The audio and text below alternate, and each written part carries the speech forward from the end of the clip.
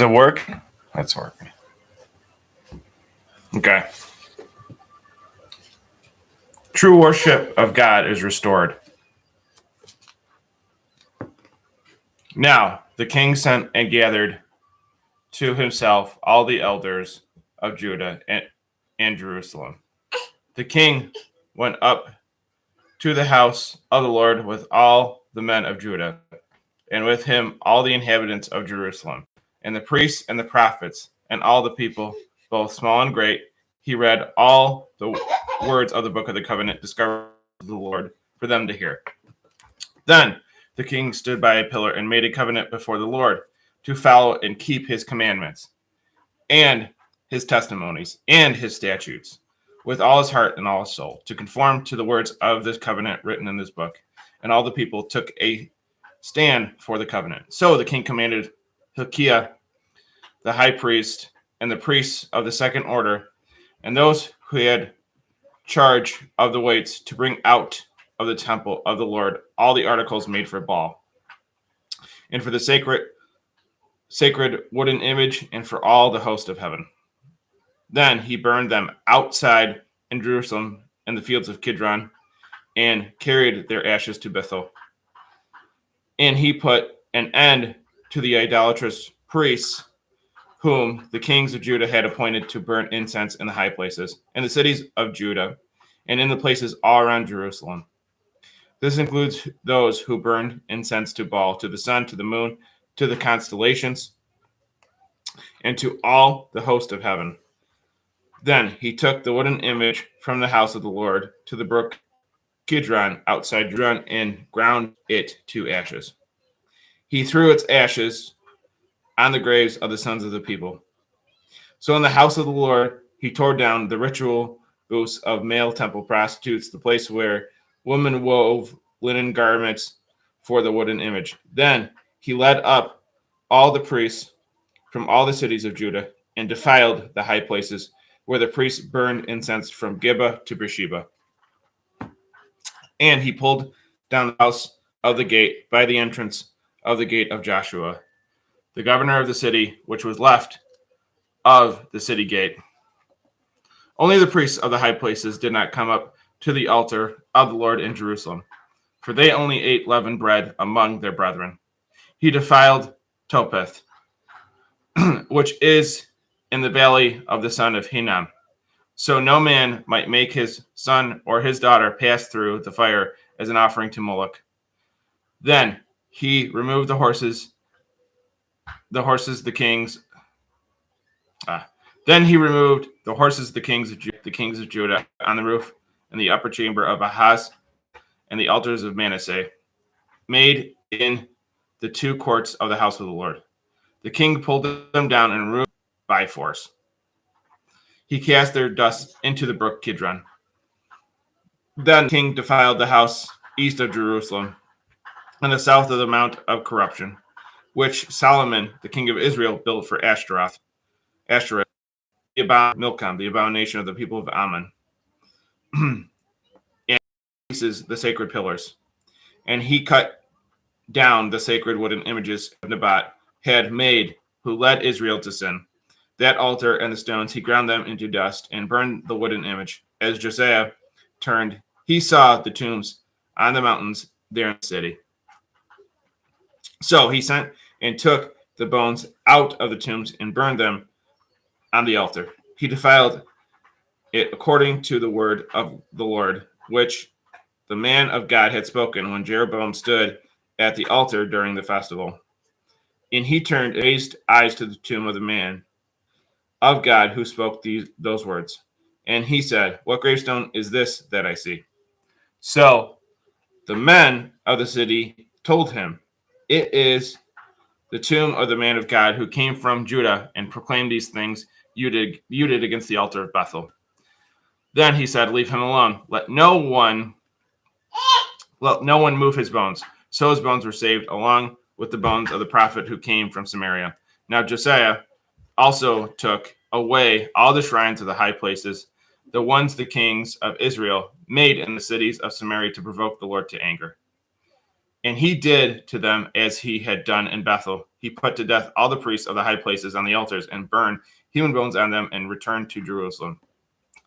Passover and order restored. King Josiah commanded all the people, saying, "Keep the Passover to the Lord our God.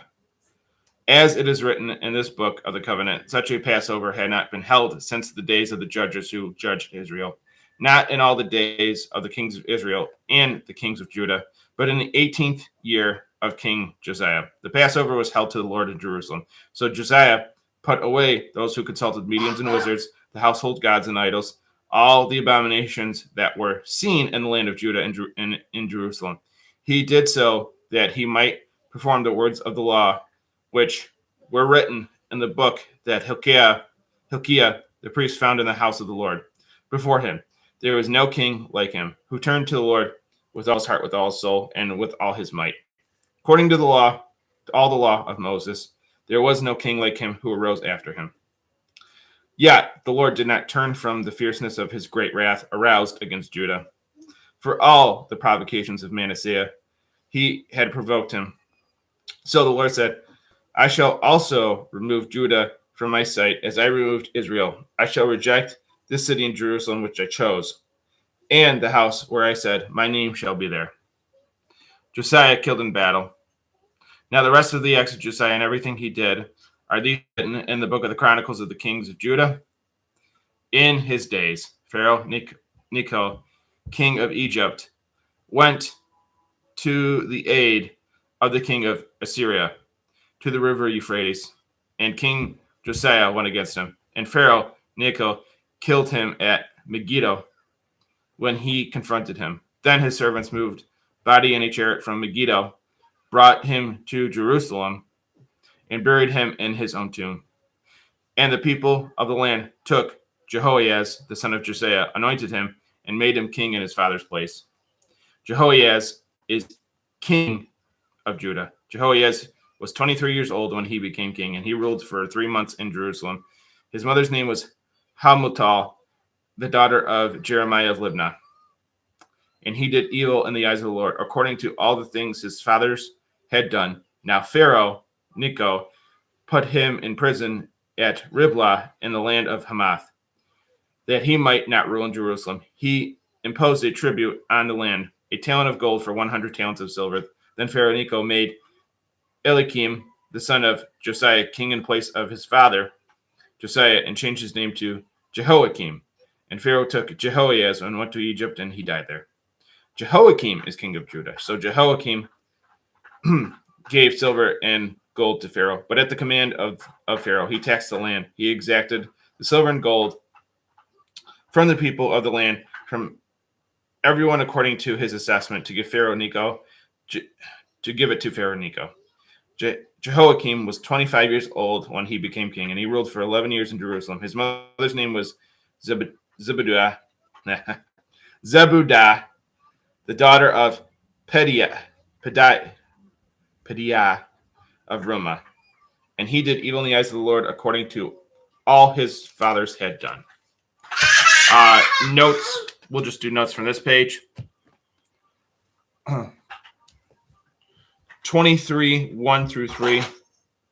How do we bring renewal to God's people? The King Josiah began by exposing them to the hearing and learning of God's word. He gathered to himself all the elders and all the people, for both the leaders and the laity must live by God's revelation. 23, 4 through 9. A second step in renewal is to bring us out of the temple. All the articles made for Baal. Following the Lord includes both hearing and obeying his word and intentionally rejecting darkness. 23, 16 through 20. Josiah fills a prophecy spoken by a prophet of the Lord more than 300 years earlier. 3 Kings 13, 2 through 3 and 3. 23, 21 through 25. Love faith. For by his devotion and faith, Josiah won great love for himself from his enemies, for he celebrated the Lord's Passover, as no one had done it before him. As then in zeal, he was superior to those who went before him. So do you, my sons. Show zeal for God. Let zeal for God search you up. let zeal for God search you through and devour you, so that each one of you may say, the zeal of thine house hath eaten me up. 23, 26 through 37. Even though Josiah was Judah's most righteous king, the kings who succeeded him lapsed back into evil. In Israel of old, as in the church today, the work of the renewal is never finished. True and lasting peace and righteousness will come only through the reign of Christ in his everlasting kingdom. Judah is overrun. In his days, Nebuchadnezzar, king of Babylon, came up, and Jehoiakim became his servant for 3 years. Then he turned and rebelled against him. So the Lord sent against him raiding bands of Chaldeans, bands of Syrians, bands of Moabites, the bands of the sons of Ammon. He sent them against the land of Judah to destroy it. True to the word of the Lord he had spoken by his servants, the prophets. Moreover, it was the purpose of the Lord concerning Judah to remove them from his sight. This because of the sins of Manasseh,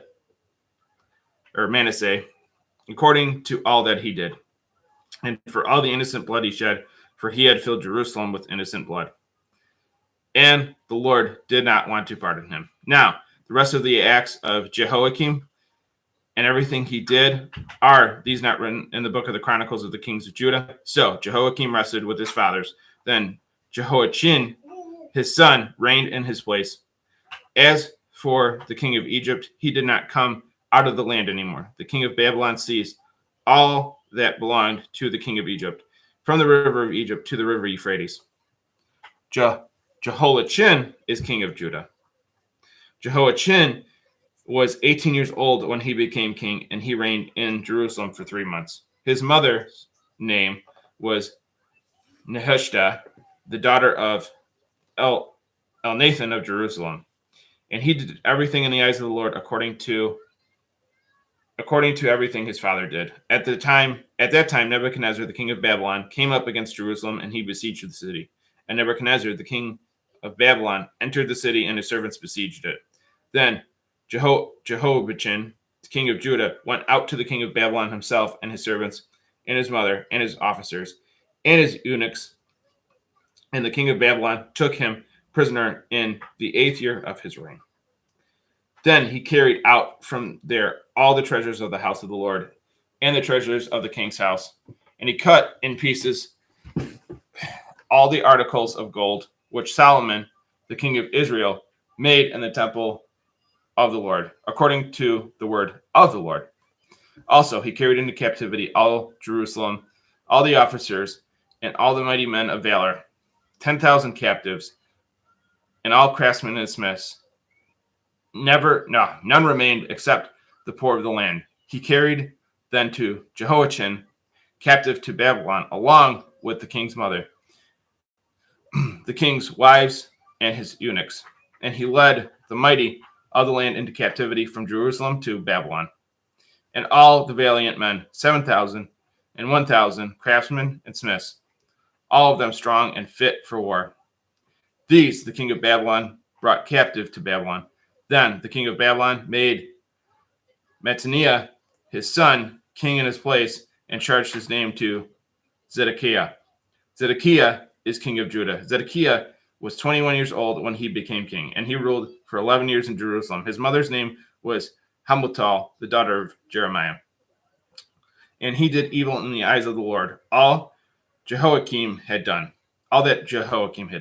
For it was according to the anger of the Lord against Jerusalem and Judah, until he finally cast them out from his presence, that Zedekiah rebelled against the king of Babylon. The fall of Jerusalem. In the 9th year of his reign, in the 10th month, Nebuchadnezzar, king of Babylon, and all his army came against Jerusalem and encamped against it. They built a siege wall against it all around. So the city was besieged until the 11th year of King Zedekiah. By the 9th day of the month, the famine was severe in the city, and there was no food for the people of the land. Then the city wall was broken through, and all the men of war fled at night. They ran by way of the gate between the walls, through the gate of the king's garden. And the king ran out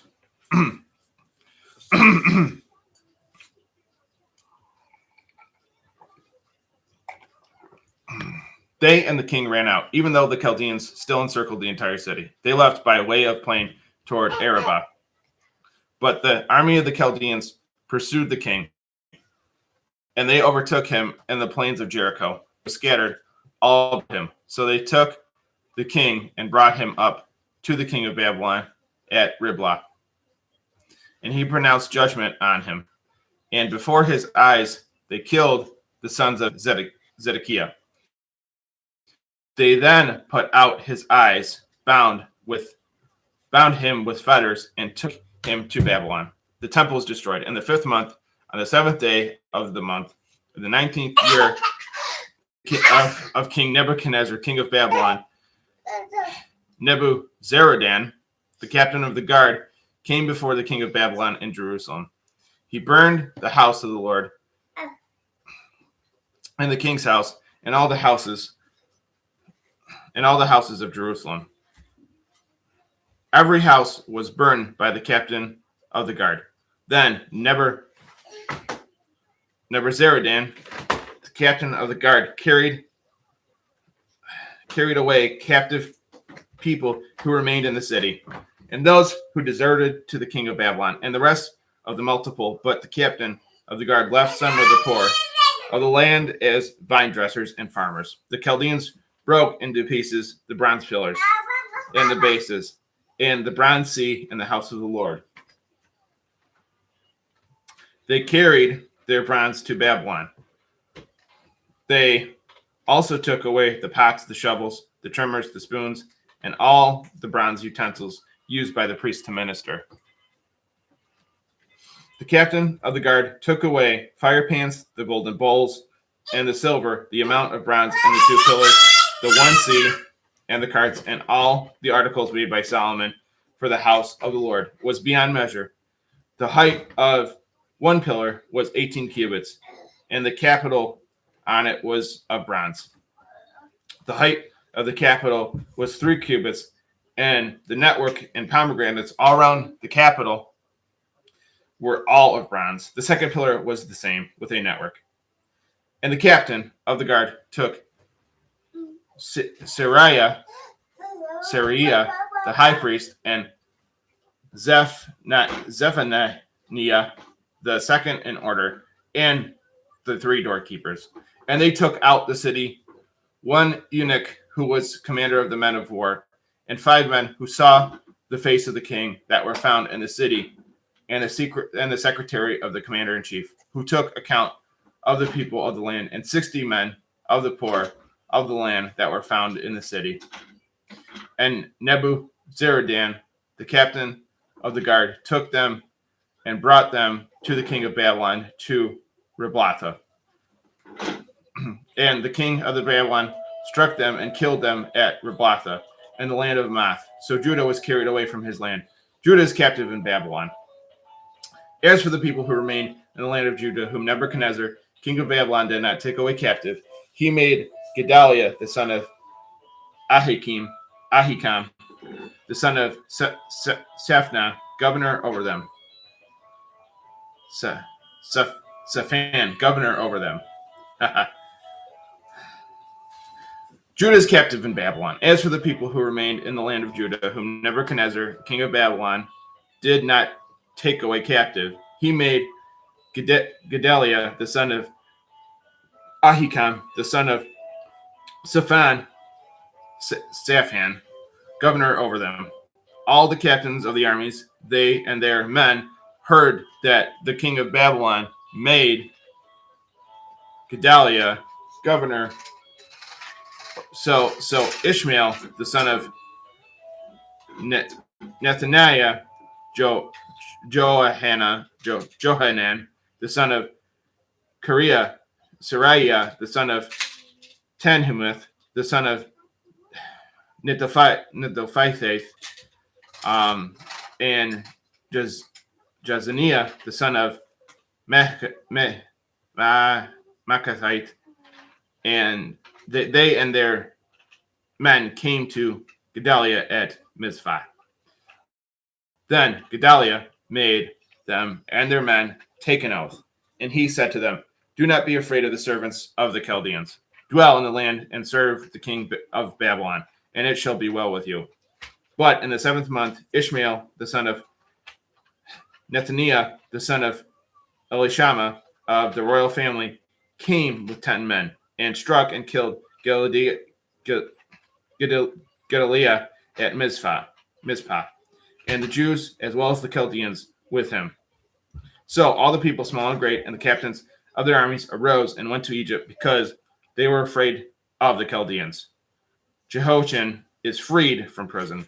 In the 37th year of the captivity of Jehoiachin, king of Judah, in the 12th month, on the 27th day of the month, evil Merodach, king of Babylon, in the year he began to reign, released Jehoiachin, king of Judah, from prison. He spoke kindly to him and gave him a more prominent seat than those of the kings with him in Babylon. So Jehoiachin changed from his prison garments and ate bread regularly before the king all the days of his life. And as for his provisions, there was a regular ration given him by the king, a portion for each day all the days of his life. Notes from the previous page. 24:1, the Chaldeans are the people of the south of Babylon. 24:10 through 17, the totality of the siege of Jerusalem is remarkable. The king and his family and court are imprisoned. The temple and the king's house are dismantled, and the army is in captivity. 24:18, Zedekiah, the new king of Judah, was more like a prince or regent, serving under his father. 25:1 through 7, physical siege of Jerusalem is completed, and the king is blighted and removed to Babylon. 25:8 through 17. Once the city is captured,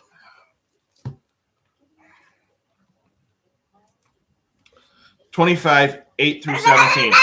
Once the city is captured, the temple, the house of the Lord, is cleaned out and laid bare. In Jerusalem, every house was burned. The tall pillars of the temple were torn down. The capital is the top or dome of the pillar. And then notes from the last page, 27 through 30. Even after the murder of Gedaliah,